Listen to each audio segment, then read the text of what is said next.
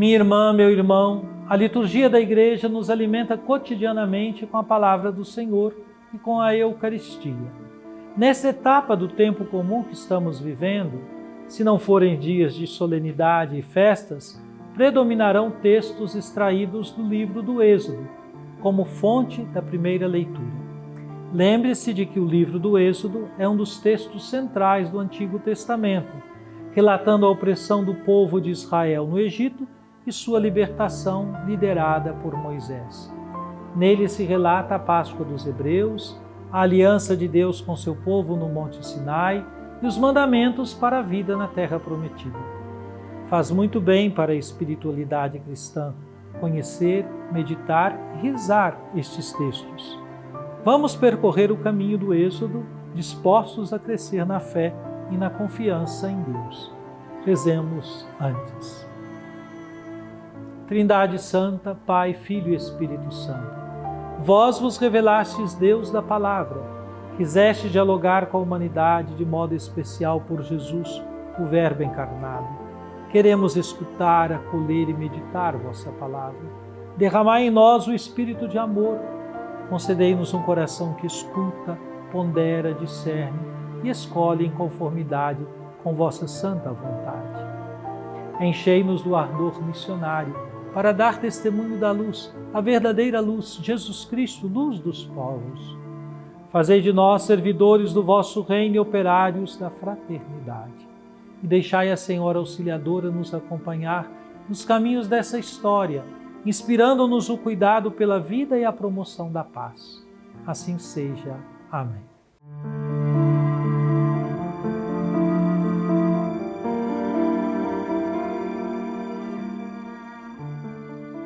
Irmãos, trazemos este tesouro em vasos de barro, para que todos reconheçam que este poder extraordinário vem de Deus e não de nós.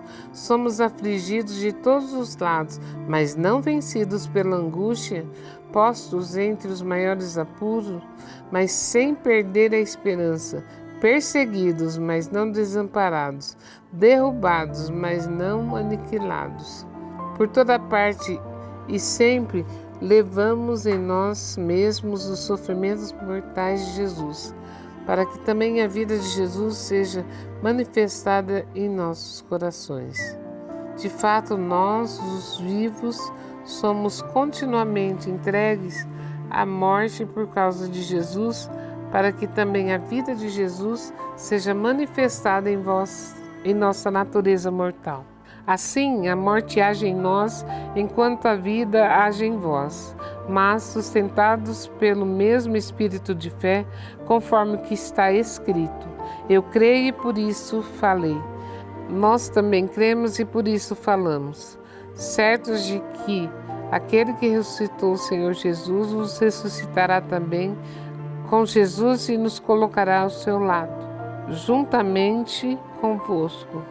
E tudo isso é por causa de vós, para que a abundância da graça em um número maior de pessoas faça crescer a ação de graças para a glória de Deus.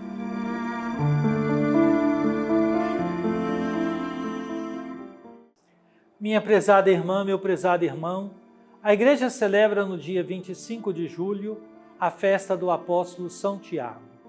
Oferece como primeira leitura um trecho da segunda carta aos Coríntios, uma das mais pessoais de Paulo. Nela, o apóstolo defende seu ministério frente às acusações e dificuldades, revelando ao mesmo tempo sua vulnerabilidade e a força do Evangelho. No capítulo 4, Paulo aborda a tensão entre fraqueza humana e poder divino, sublinhando que o tesouro da fé é carregado em vasos de barro. Essa metáfora introduz uma reflexão sobre o ministério apostólico como expressão da graça de Deus que age na fragilidade. A imagem do vaso de barro evidencia que o poder do Evangelho não depende da força dos mensageiros. Paulo reconhece que ele e seus companheiros são frágeis e vulneráveis, mas é exatamente aí que se manifesta o poder de Deus. Essa lógica subverte o pensamento humano. A glória não está na aparência, mas na fidelidade do conteúdo. O tesouro é o Evangelho. Nos versículos 8 e 9, Paulo enumera situações limite: tribulações, perplexidade, perseguição, abatimento. Todas essas realidades não são negadas, mas colocadas como cenário onde a vida de Cristo se manifesta. Ser cristão, segundo Paulo, não é evitar o sofrimento, mas experimentar nele a presença do ressuscitado. Trazemos sempre em nosso corpo os sofrimentos de Jesus. Aqui a teologia da cruz se encontra com a teologia da glória. A tensão entre morte e vida se acentua nos versículos 11 a 12. Em nós a tua morte, mas em vós a vida. O ministério é serviço que se entrega, e na entrega se produz vida nos outros. A lógica pascal estrutura essa dinâmica. A vida nova nasce da doação e da cruz. Por fim, Paulo retoma o espírito da fé, citando o Salmo 116. Eu creio e por isso falei. Ele crê e por isso evangeliza, mesmo em meio às dificuldades.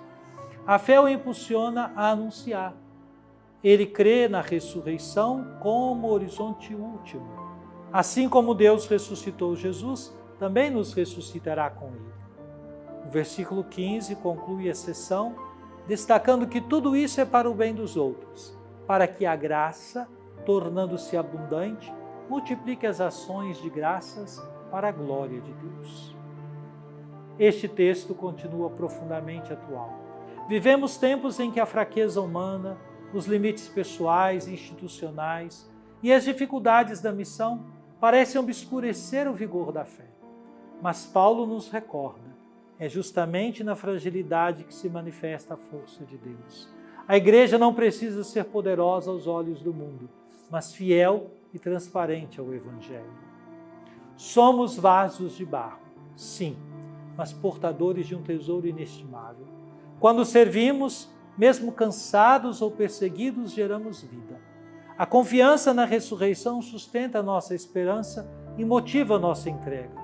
Em um mundo sedento de autenticidade e sentido, o testemunho humilde, perseverante e alegre da fé é a mais eloquente proclamação da glória de Deus.